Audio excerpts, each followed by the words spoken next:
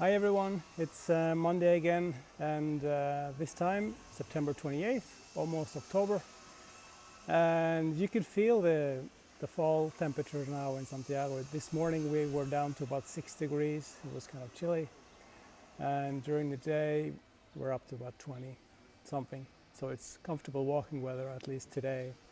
It's going to be some more rain later this week, which is normal for fall. Virus-wise, there's really not a lot of new things. Galicia is doing more or less the same. I was hoping that things will get better, but it's not. We're at 4,400 cases, which is the same. We've been at that level for the last week or so.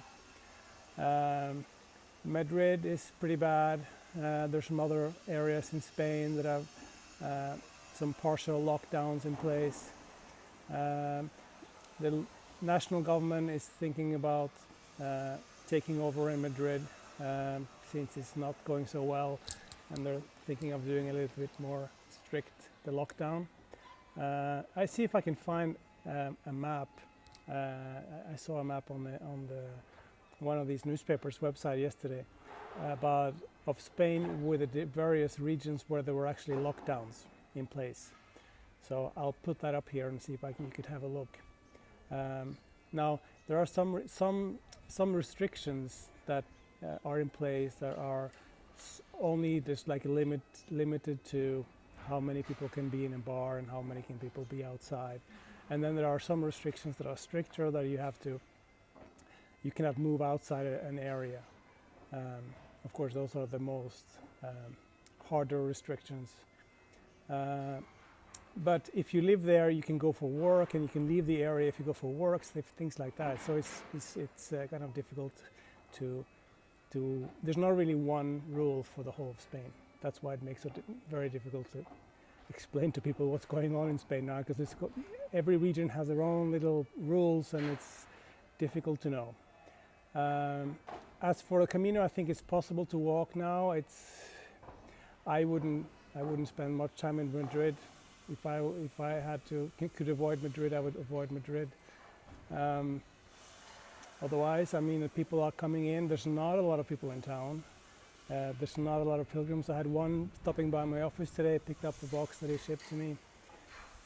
He had a good time. It was his first one, so he didn't have much to compare it to, but he had a good time. It was lonely, he said, so that makes sense. Other than that, I saw an article in the paper related to what's going on in Santiago. It's Rua de Franco, which is the street that goes up from the main square, from the Obradoiro Square. They have a lot of restaurants up that street. There's a lot of the street, really the street where you go to eat, especially. It's a kind of a touristy area, but anyway, it's packed with restaurants and bars. And there was an article in the paper saying this week that usually they close in January, because January they take the month off and give the people a rest. But this year they're going to close down in October.